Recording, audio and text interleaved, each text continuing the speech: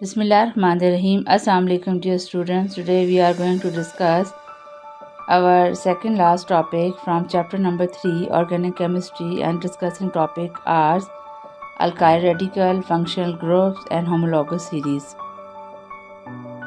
First of all we are going to discuss homologous series. Homologous series जो होती हैं ये जो हैं ये ऐसे सीरीज ऑफ द कंपाउंड्स होते हैं which same functional group substitutes for hydrogen in a carbon chain is called the homologous series. Homologous series हमारे पास ऐसी सीरीज़ होती है कि जिसमें तमाम के तमाम जो कंपाउंड्स हैं they have the same physical and chemical properties because they have the same functional group and they also have the same class formula. For example हमारे पास इस वक्त आपको नज़र आ रहा है स्टूडेंट, ये मेथनॉल है, इथेनॉल है, प्रोपेनॉल है एंड ब्यूटानॉल है।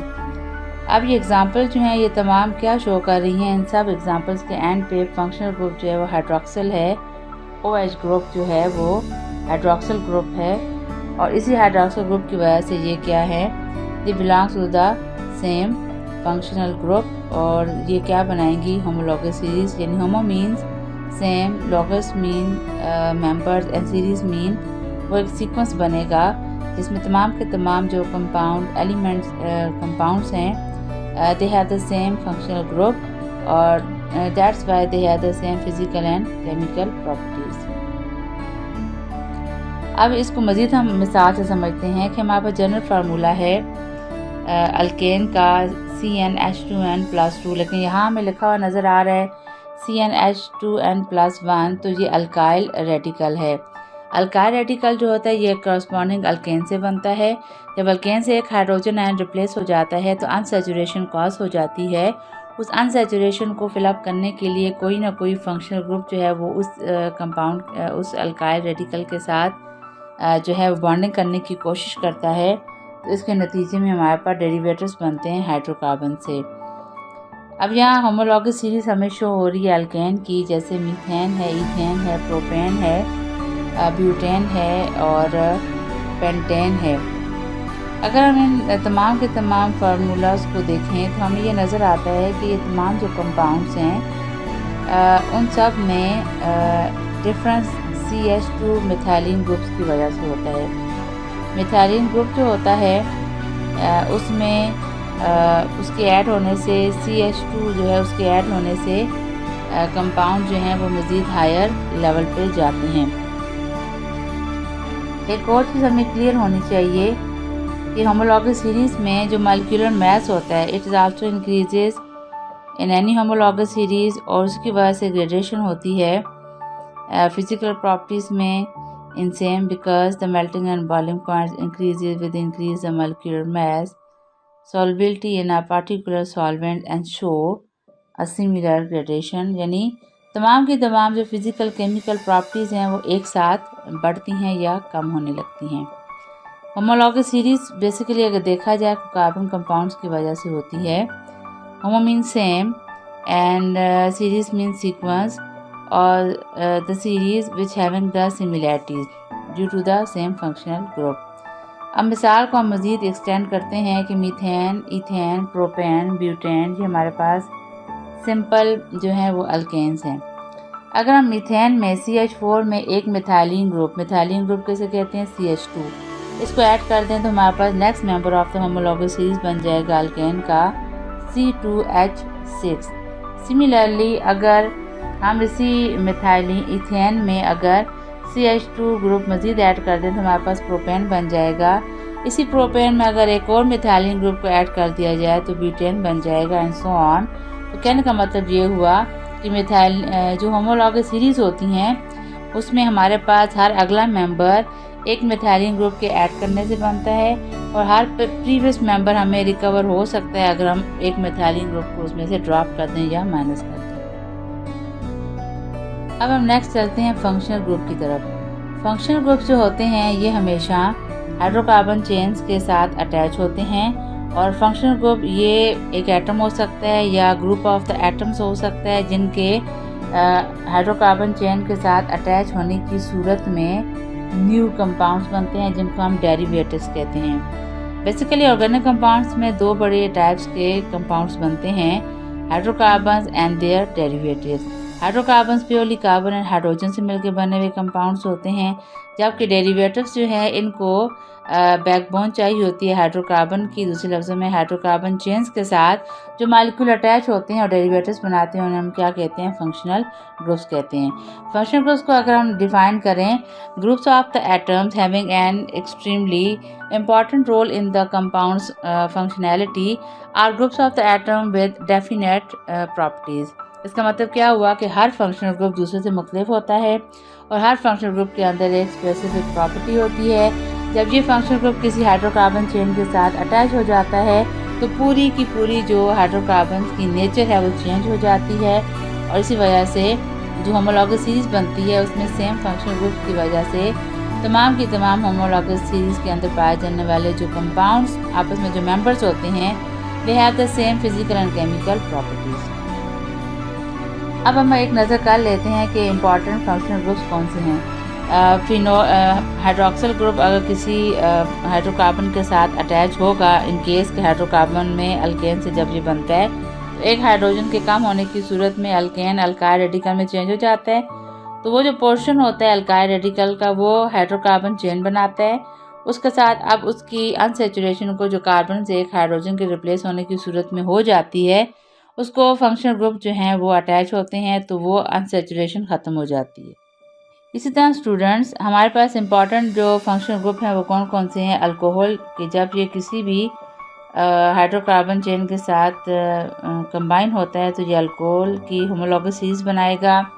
ईथर जो है ये ऑक्सीजन लिंकेज हम कह सकते हैं कि ऑक्सीजन के ज़रिए दो साइड से बॉन्डिंग कर सकता है, दो इसके साथ आर अटैच हो सकते हैं। अल्काइल रेडिकल को हम कैपिटल आर से शो करते हैं। अल्डिहाइड ग्रुप जो होगा इसमें हमारे पास कार्बन डबल बॉन्ड ऑक्सीजन के साथ बनाएगा, एक साइड से अनसैचुरेशन है, एक साइड से हाइड्रोजन ऑलरेडी मौजूद है।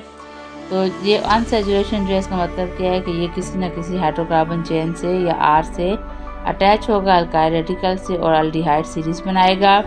कीटोन सीरीज़ में कार्बन दो साइड से अनसैचुरेशन शो कर रहा है और कार्बोक्सिलिक में एक डबल बॉन्ड ऑक्सीजन के साथ होता है, एक हाइड्रोक्सिल के साथ होता है।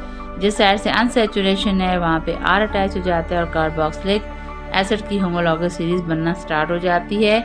ईस्टर जो होता है इसमें एक तो ऑक्सीजन डबल बॉन्ड के ज़रिए कार्बन से जुड़ा हुआ होता है और दूसरी साइड पे कार्बन सिंगल बॉन्ड बनाता है ऑक्सीजन के साथ, और जो अनसैचुरेशन जहाँ पे कोई एटम नहीं है या कोई मॉलिक्यूल नहीं है, अनसैचुरेशन सैचुरेशन में जब कन्वर्ट होती है तो ईस्टर लिंकेज बनती है। फिनोल को अगर देखा जाए तो किसी भी एरोमेटिक कंपाउंड जो कि क्लोज रिंग या क्लोज ऑर्गेनिक कंपाउंड्स होते हैं उसमें किसी भी बेंजीन C6H6 में से एक हाइड्रोजन की रिप्लेसमेंट पे जब हाइड्रोक्सिल आयन अटैच होगा यही तो ये अल्कोहल की बजाय फिनोल जो है वो उसकी होमोलॉगस सीरीज़ को बनाएगा।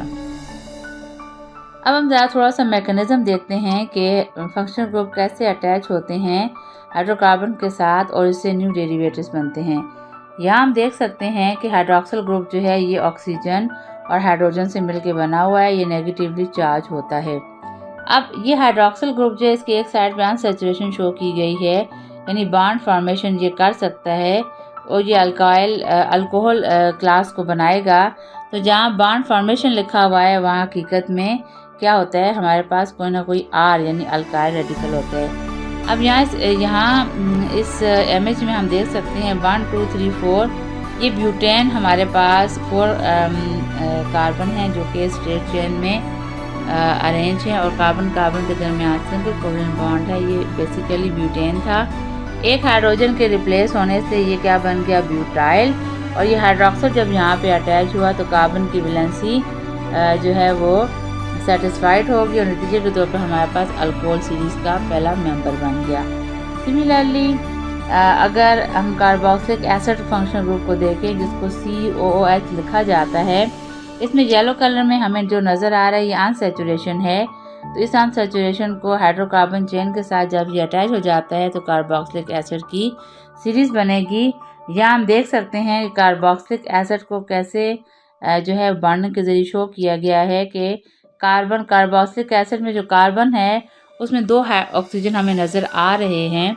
एक ऑक्सीजन ने डबल बॉन्ड कोवेलेंट बॉन्ड बनाया है कार्बन के साथ, जबकि दूसरी साइड पे हाइड्रोक्सिल ग्रुप जो है वो अटैच है और कार्बन की वैलेंसी जो होती है वो 4 बॉन्ड बनाता है। तो चौथा बॉन्ड ये अल्काइल ग्रुप से बनाएगा।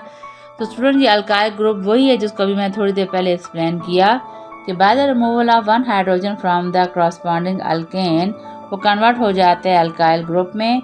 तो अनसैचुरेशन को ख़त्म करने के लिए कोई ना कोई फंक्शनल ग्रुप जब उससे अटैच होगा तो न्यू होमोलॉगस सीरीज जो है वो बनेगी।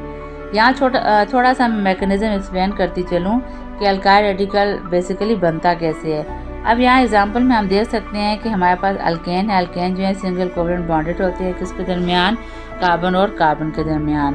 कार्बन और हाइड्रोजन के दरमियान हमेशा सिंगल कोवेलेंट बॉन्ड होता है, क्योंकि कार्बन के पास एक ही इलेक्ट्रॉन है जो वो कार्बन से शेयर करेगा। हाइड्रोजन के पास एक ही इलेक्ट्रॉन है जो वो कार्बन से शेयर करेगा, लेकिन कार्बन के पास 4 इलेक्ट्रॉन आउटरमोस्ट शेल में होते हैं।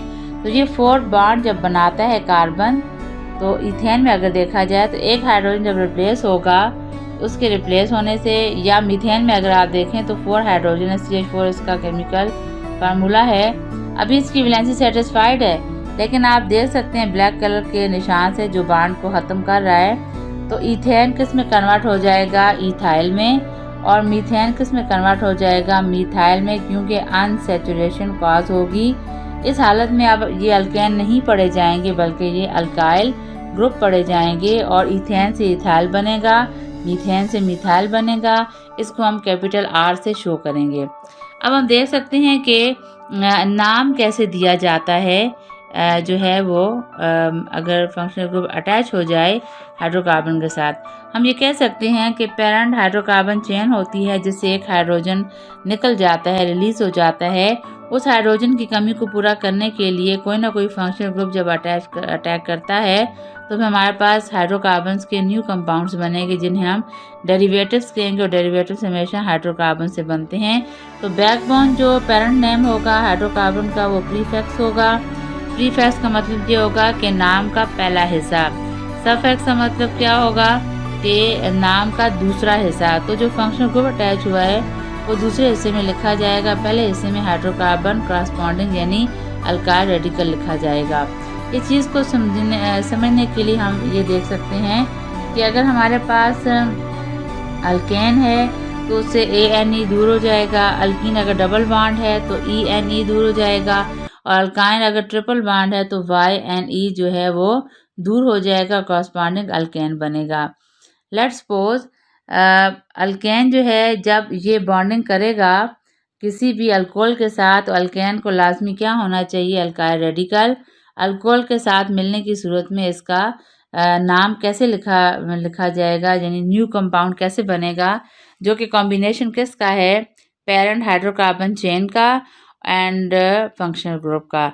तो अल्केन का नाम के आखिर में जो E है ANE, उसमें अल्केन के नाम के आखिर में जो E होता है वो रिप्लेस हो जाता है किससे, अल्कोहल के आखिर में OL से। इस मिसाल को यूँ समझा जा सकता है जैसे ईथेन है, तो ईथेन जो है जब इसके साथ कोई फंक्शनल ग्रुप अटैच होगा तो लाजमी ईथेन क्या था हमारे पास, इथाइल रेडिकल होगा, एक हाइड्रोजन कम होगा। अब नाम लिखते वक्त ये चीज़ समझाना ज़रूरी है कि जो अल्केन का कॉरस्पॉन्डिंग नेम होगा उसके नाम के आखिर में E को ड्रॉप हम कर देंगे, और अल्कोहल फंक्शन ग्रुप अगर लेट्स सपोज अटैच हुआ तो उसके नाम के आखिर का, अल्कोहल के नाम के आखिर का OL जो है वो इथेन के E से रिप्लेस हो जाएगा। हमारे पास कंपाउंड बन जाएगा इथेनॉल। अब इथेनॉल को देखते हुए हमारे सामने ये चीज़ आ जाएगी, it is the derivative of the hydrocarbon. हमें कैसे पता लगेगा, हाइड्रोकार्बन जो है वो प्रीफिक्स यानी ETHAN इथेन प्रीफिक्स है, और सफिक्स क्या होगा, नाम का आखिरी हिस्सा ओल, वो किसको शो करेगा, फंक्शनल ग्रुप को शो करेगा। आई होप आपको ये समझ आ गई होगी। नेक्स्ट वीडियो के साथ मुलाकात होगी। Till then